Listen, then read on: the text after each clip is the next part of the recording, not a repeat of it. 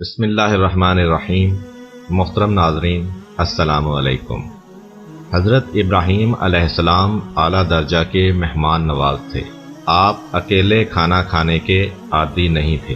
اگر ان کے پاس کوئی مہمان نہ آتا تو آپ خود راستوں چوراہوں پر کھڑے ہو جاتے تھے اور مسافروں کو کھانا کھانے کی دعوت دیتے تھے۔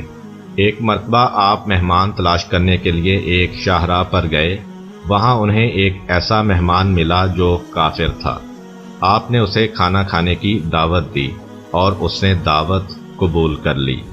آپ اسے اپنے مہمان خانہ لے آئے اور اس کے ہاتھ دھلائے اور پھر اس کے سامنے کھانا رکھا۔ مہمان نے جیسے ہی لقمہ توڑنے کے لیے ہاتھ بڑھایا تو آپ علیہ السلام نے اس سے فرمایا، دوست، کھانا شروع کرنے سے پہلے بسم اللہ الرحمن الرحیم پڑھو۔ مہمان جو کافر تھا اس نے کہا، میں کسی کو رب نہیں مانتا اور میں کسی کا نام لے کر ابتدا کرنے کا قائل نہیں ہوں۔ ابراہیم علیہ السلام نے بڑا اصرار کیا کہ بسم اللہ پڑھے، لیکن مہمان اپنی ضد پر قائم رہا۔ اس پر حضرت ابراہیم علیہ السلام نے فرمایا، پھر تم یہاں سے چلے جاؤ، ہمارے پاس تمہارے لیے کوئی کھانا نہیں ہے۔ مہمان اٹھ کر وہاں سے چلا گیا۔ اس وقت ابراہیم علیہ السلام پر اللہ کی وحی نازل ہوئی، اے ابراہیم، تم نے اپنے مہمان کو کیوں بھگایا؟ یہ پہلے دن سے ہی ہمارا منکر ہے، مگر ہم تو اسے 70 سال سے مسلسل رزق دے رہے ہیں۔ تمہارے دروازے پر تو یہ آج پہلی بار آیا ہے، مگر تم نے اسے دھتکار دیا۔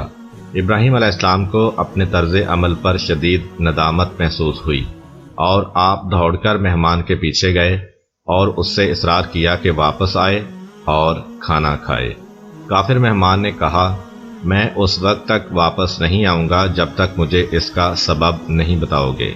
حضرت ابراہیم علیہ السلام نے فرمایا، جس خدا کی محبت میں میں نے تجھے بھوکا اٹھا دیا تھا، اس خدا نے مجھ سے کہا ہے کہ یہ شخص روز اول سے ہی ہمارا منکر ہے، مگر ہم نے اس کا رزق بند نہیں کیا، اس کے حصے کی روشنی بند نہیں کی، اس کی اولاد بند نہیں کی۔ ہم تو 70 سال سے اسے رزق دے رہے ہیں۔ آج یہ زندگی میں پہلی مرتبہ تمہارے پاس آیا ہے تو تم نے اسے دسترخوان سے اٹھا دیا۔ جاؤ اور اسے راضی کر کے کھانا کھلاؤ۔ میرا بندہ خواہ میرا نام لے یا نہ لے، وہ بھوکا نہیں رہنا چاہیے۔ اگر نبی کے دروازے سے کوئی بھوکا چلا گیا تو یہ ہماری شان رزاقی کی توہین ہوگی۔ جب کافر نے یہ بات سنی تو شرمندگی سے اس کی گردن جھک گئی اور کہنے لگا کہ میں بھی کتنا نالائق ہوں کہ اتنے عرصہ سے اتنے مہربان خدا سے غافل رہا۔ اس کے بعد اس نے کلمہ پڑھا اور مسلمان ہو گیا۔ کچھ عرصے کے بعد اس کا شمار صالحین میں ہونے لگا۔ ہمارے پیارے رسول حضرت محمد صلی اللہ علیہ وآلہ وسلم کا بھی فرمان ہے، جس نے مہمان کا اکرام یعنی عزت کی، گویا اس نے 70 نبیوں کا اکرام کیا، اور جس نے مہمان کے لیے 1 درہم خرچ کیا، گویا اس نے اللہ کی راہ میں 1000 دینار خرچ کیے۔ اللہ تعالی ہمیں کشادہ دل کے ساتھ مہمان کی مہمان نوازی کرنے کی توفیق عطا فرمائے۔